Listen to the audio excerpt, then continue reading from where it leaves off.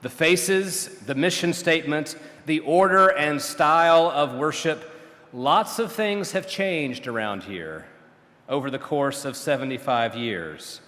But throughout, these qualities have persisted. And above all, God continues to remain faithful and constant at the center, which is why Kingsway has endured and thrived for 3/4 of a century. So take a moment to look around you. Imagine that it's 1949. Take a moment to reflect upon all that these arches, these walls have sheltered and incubated, and especially all of the hymns and joyful songs they have absorbed. To celebrate this very special anniversary, we wanted to create a moment in time, or rather I should say about an hour in time, in which we could sing some of these great hymns of faith which so eloquently give us the scriptures in song and communicate theology with a melody. They have nurtured our souls down through these past 7 decades, and they continue to inspire our faith today.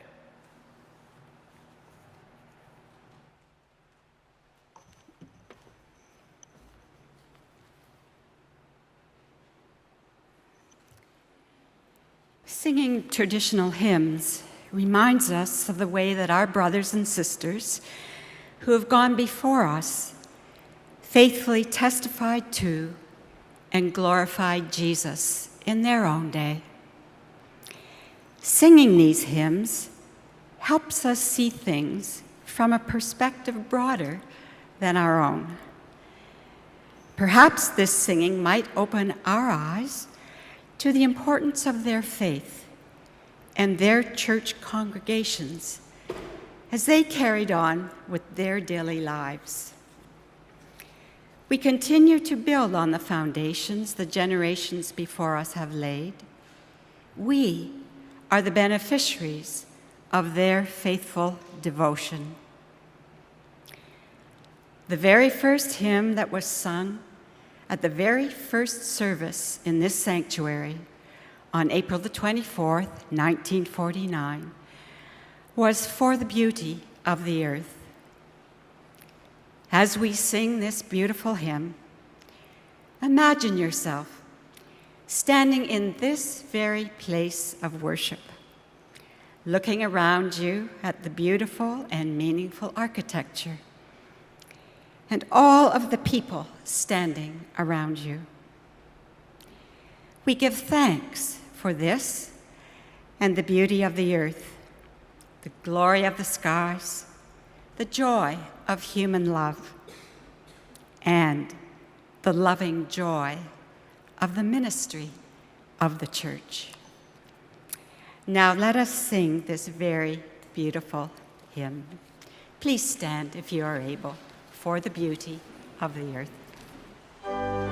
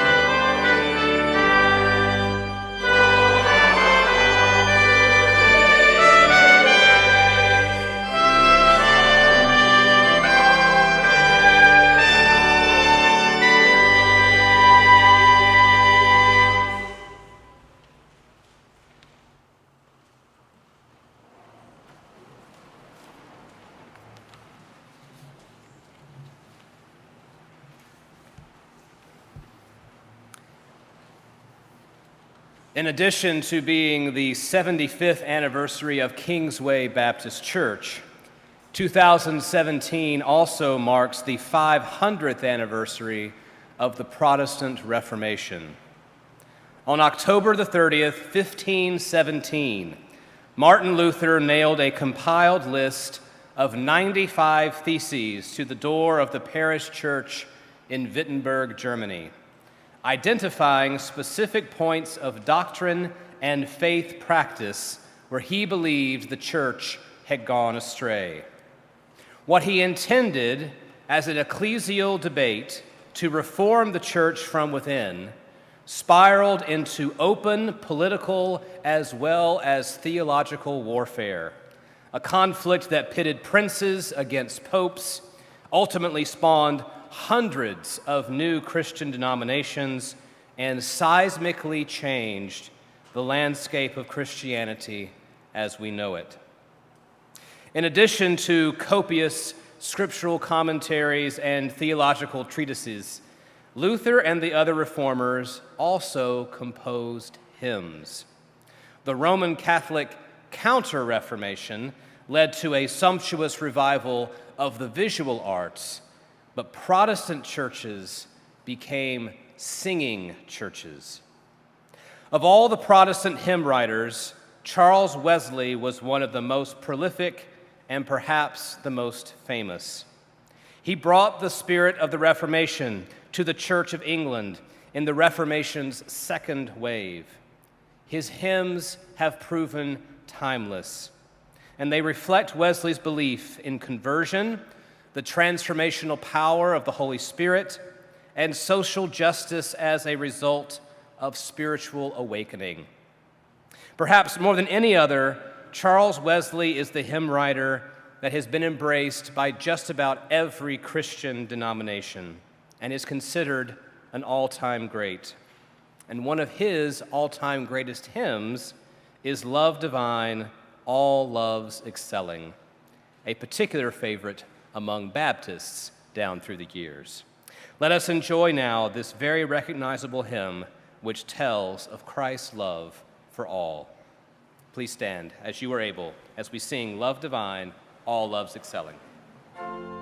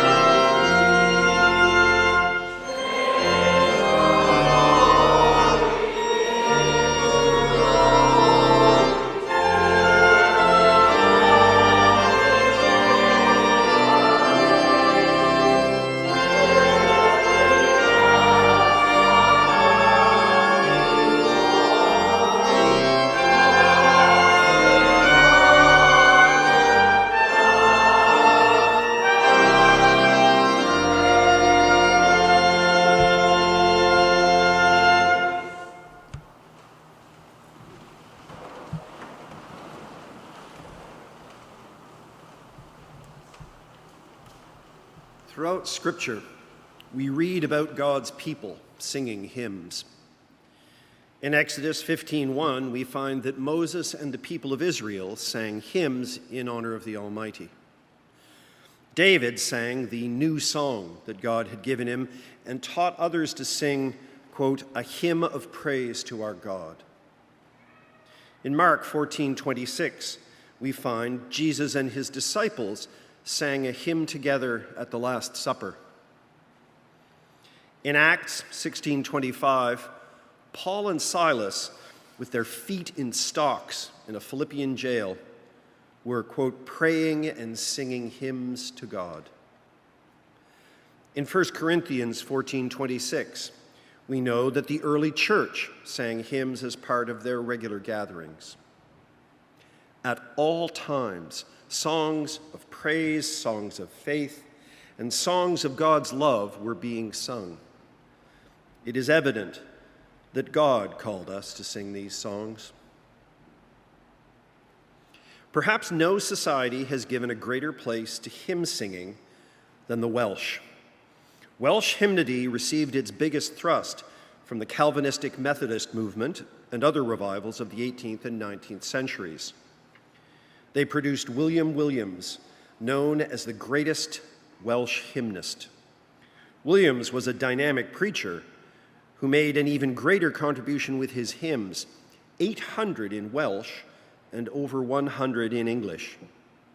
Known as the Welsh Watts and the Great Sweet Singer of Wales, Williams penned the hymn known in English as Guide Me, O Thou Great Jehovah, in 1745, and first sang it at the annual Baptist Singing Festival in Wales.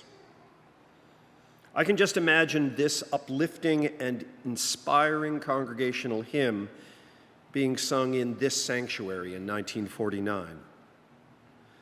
Let us sing this great hymn of Welsh heritage. Please stand and sing with great fervor, Guide Me, O Thou Great Jehovah.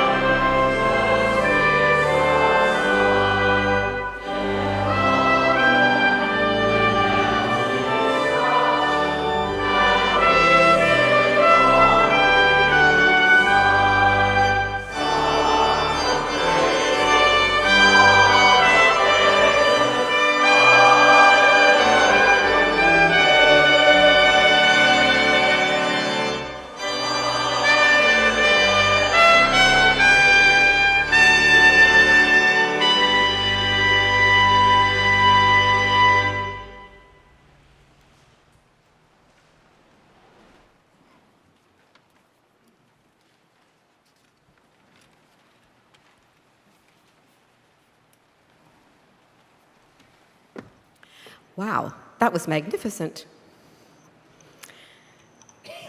Throughout the years, our congregation has enjoyed the musical artistry and expertise of many excellent organists. The organist who stayed for 23 years was Mel Hurst. Mel was an outstanding and integral part of the history of Kingsway Baptist Church from 1981 to 2004. At this time, I would like to bring Mel Hurst out from behind the organ so that you can say, "Hi, Mel." He has an intimate knowledge of the Cassavant organ and how and why the front of the sanctuary is designed the way it is. Hi, Mel. Come on.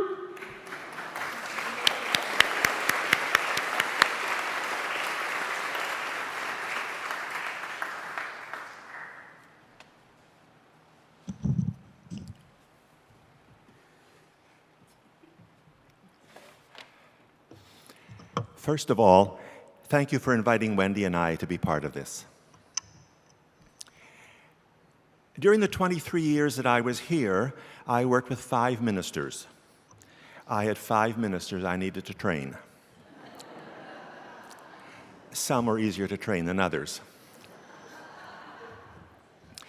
But after Dr. Coombs left, Dr. Frank Swackhammer filled in for 1 year, and he had a great sense of humor. And I remember one Sunday morning, Dr. Edgar Bailey, who had been a minister here before, I think was living in Edmonton at the time and returned to Toronto for a visit, came to church on a Sunday morning.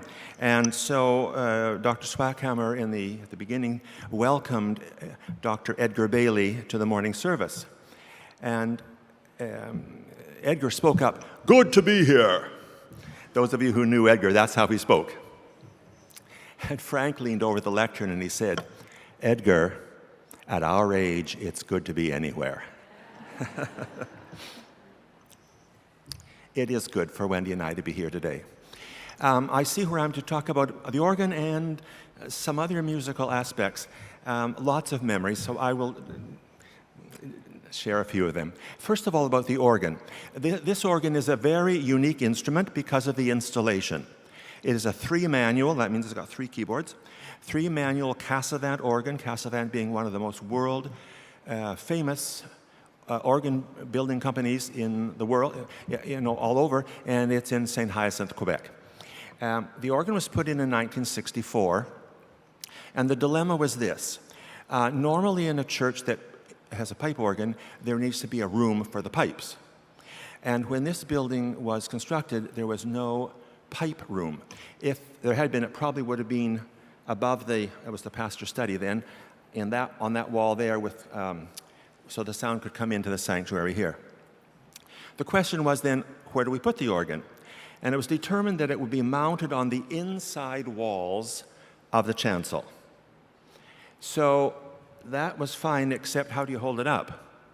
And structural engineers were brought in, and they reinforced both of these walls with steel to hold the weight of the organ. And they did a marvelous job because, the plaster and all has not cracked at all. I mean, it's just quite wonderful, really. And so all of the pipes for the swell manual, that is the top manual, are encased in the box here. All of the pipes for the choir manual, which is the third down, is encased in there. And these louvers are run on an electric motor from a gas pedal that I have to open them, and that gives us a crescendo and a diminuendo. Then all of the pipes for the great organ, which we use for the hymn singing, and the pedal are across the front here. There are 2 trumpet stops. One is inside the swell box, the French trumpet, which is quite lovely. And then we have the big hooded trumpet up here, which is quite aggressive. It's wonderful for scaring grooms at a wedding. The organ is quite an aggressive instrument. It was built in the 60s, and all of the Cassavant organs of that time were under the supervision of Monsieur Phelps. He, in the organ business, the voice master runs everything, and he was the voice master at the time. So all across Canada, and I guess in the States as well, any organ that was put in the 60s was quite a lot like this one. That was kind of the flavor of the decade. was thinking when I came to rehearsals with the choir this morning, how loud the organ is in the chancel. That's just how it is. I remember when I was here, I used to say to the choir, I know it's loud. You think I'm knocking your head off. I'm not doing that intentionally. But the way the acoustics are here, lovely, rich registration on the organ here creates a lovely sound for you people out there. And so, choir, you have to realize that we're thinking of them, not us, when the organ is loud. Quite a wonderful instrument, and I'm really delighted that the church has maintained it so well through the years. We had so many wonderful projects during my time here, and I just want to mention a few of them. One of the first was getting the grand piano downstairs in memory of Norm Cumming. Norm had done so much work here during his time, and I was very aware of the strong desire for fellowship in this congregation, and we needed a piano downstairs. The old clunker, the upright one, needed to go, and so we were able to get a piano in memory of Norm, and that was a very special time. Len Stitt masterminded that as chair of the music committee. It was exciting for us to have the handbells, and you know, I was saying it's not the elephants in life that get us down, it's the mosquitoes. And conversely, it's the little things that seem to make a difference in life and in music. For example, when we got the bells, we needed to have tables to put the bells on. And magically, Phil Carpets found tables that were just the perfect size, were collapsible, very steady, and we were able to use them. So when we played outside of the building, we played on Bloor Street one time, we played at the university, we were guest artists at a concert there, Kingsway Lambton Church. And then we had that wonderful experience of the bells playing for the Out of the Cold concert over at Our Lady of Sorrows. And I was so delighted to have Baptist bells playing in a Catholic church. And one of the highlights of that event was the wonderful narration that Joan Ann Fenton did, The Legend of the Nightingale, with the bells doing the accompaniment. And I think it's actually on our recording that we did it at that time. It was very special, and we needed someone to cover the cushions. And Gloria Graham, found us a seamstress who knew how to do all that, and so all of the cushions were beautifully covered with the royal blue fabric, really thanks to Gloria, because she found the right person for us. We had so many big services with the hymn festivals. Our candlelight service was just packed out every year. It was a beautiful service. The flower committee were so diligent in creating a beautiful environment for us here. We were televised twice for the candlelight service, and I always invited a number of young people to do the ushering. Don Robbins, who was the head usher, was just so good at working with the kids and explaining to them how to do their job on those occasions. So it's a lot of these little details that, kind of make the difference, right? What else can I tell you? Do buy the recording. I think there are still copies left. We had a great time doing the recording, and I remember the very last piece we did. Holly came about 11 o'clock at night to play for us, and we had the flute in it, and Bill O'Meara was here playing the organ. Honestly, we've been recording all day. We were all exhausted, and it came together between 11 and midnight. We were all tired, but nobody was sour about doing it again and again and again, which is the way it is when you do recording. And as a matter of fact, Rob DeVito, who's playing trumpet for us today, was our recording engineer. So, it all seems to be in the family, because Rob played trumpet here for years and years, for Remembrance Day and for Easter. So it was a real pleasure for me to work with him again. Folks, there's so much I could say. Lots of wonderful memories, and I'm looking forward to connecting with many of you this afternoon after the service. And thank you for inviting both Wendy and I to be part of all of this.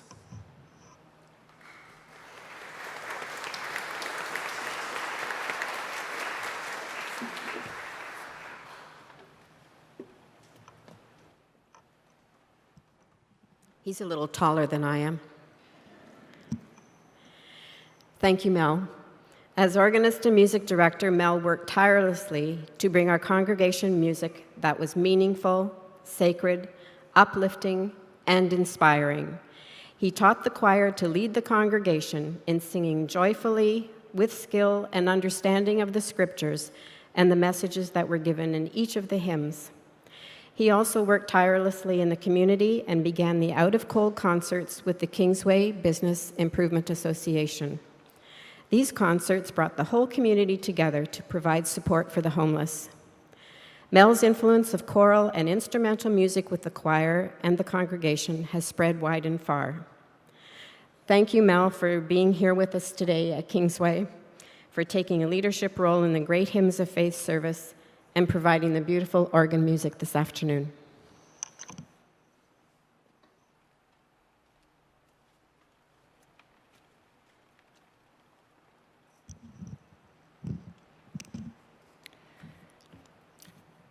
I have been asked to speak about growing up at Kingsway. Although Mel and I no longer attend here, many of you will know that this was my church home for over 50 years. Now, a woman never wants to reveal her age. However, I am going to tell you that I was almost exactly 1 month old when the first service was held in this building on April 24th of 1949.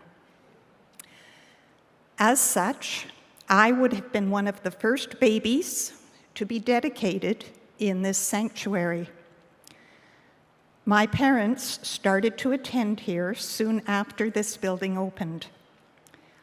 Almost immediately, Dad was asked to be Sunday school superintendent, a position he held here for 19 years. Mum was cradle roll superintendent for many years, along with Helen Angus Shipp. My most vivid memories of that time are of the Sunday school. Every Sunday at 9:45, we met downstairs for singing. The boys sat on the left of the hall. The girls sat on the right. The youngest children were at the front, the oldest at the back. There was also an adult Bible class, led for many years by Frank Putt. Dad led the singing, accompanied by Barb Ebbage on the piano. My brother Ross stood at the projector in the center aisle and had slides with the words for all the songs and choruses. And I was amazed earlier today when I was in the boardroom over here where there are some excellent pictures. Some of those slides are on display, as well as a picture of Dad leading the singing. From time to time, Dad would also accompany the singing on his trombone. Some of the songs I remember singing are Romans 10:9 is a favorite verse of mine. Behold, behold, I stand at the door and knock, knock, knock. And whosoever will. Then we divided up into our various classes. The boys went into the little side partitions on the left and the girls on the right. And I recall that for a few years there were so many of us 49ers that they had to split the girls' class into two, and there were 2 girls' classes as well as a boys' class. Another vivid memory is that we were striving to reach the 200 attendance mark for a single Sunday. We were regularly in the 180s and 190s. Attendance was always taken. We had a banner class if everyone was present, and all the banner classes got to stand up and be recognized. Each June, there was a special service called Children's Sunday at the regular morning church service. And starting at grade 1, we would receive a sticker for perfect attendance, which was to be attached to our Robert Rakes diploma. And at the end of grade 8, we received a framed copy showing all the stickers over the years. At that same service, the children who were graduating from the kindergarten department walked through a little wooden white gate that was up here in the chancel, signifying their graduation into the big Sunday school. Of course, every year there was a Sunday school picnic held at one of the conservation areas. Dad chartered a school bus to take the kids up early for the games and races, and many parents drove up later for the picnic supper. Everyone loved the Sunday school picnic.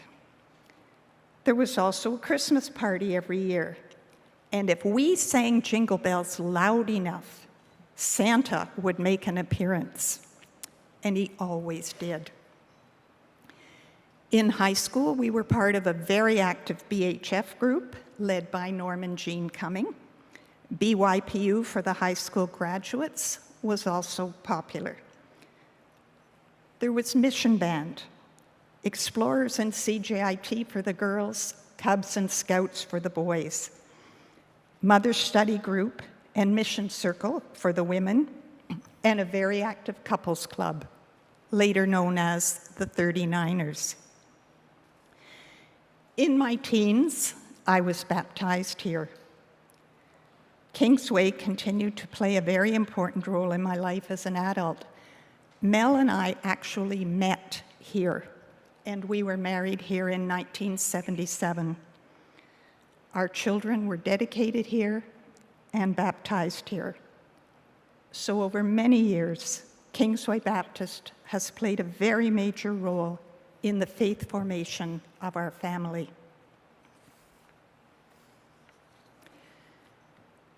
If you have been reading our order of service, you will have noticed that the words to our next hymn may be unfamiliar to you.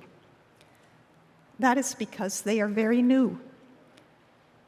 Here is an interesting and inspiring story about this hymn. The words were written as recently as 2012 by Frederick Harrison.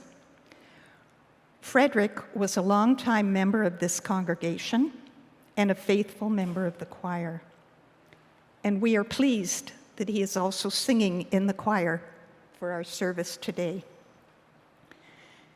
Helen Morris heard Frederick singing in church one morning and brought him up after the service to introduce him to Mel. Now, it turns out that Frederick, before that Sunday, hadn't been to church in years. And he had been going through a particularly difficult time. Usually he slept in on Sunday mornings, but that particular Sunday morning, he woke up, and as he says, the Lord told him to go to church. He checked the bulletin board at his apartment on Maybell for churches in the area. And he saw that there was a Baptist church very close by. And he had gone to the Baptist church as a child. So that's how he showed up at Kingsway that morning. Frederick joined the choir, and the whole experience of singing under Mel's direction inspired and nurtured Frederick's soul. Frederick had submitted a hymn text that he had written for the Week of Prayer for Christian Unity, and it was chosen for use in their 2014 resource material. He had started writing hymn texts, and he has received recognition from the Hymn Society for the quality of his work. The text for this hymn is a paraphrase of 1 Corinthians 1, verses 1 to 17. Frederick has paired it with the tune Aurelia, which we are familiar with as the tune for the Church's One Foundation. And how appropriate are these words in our tumultuous world today?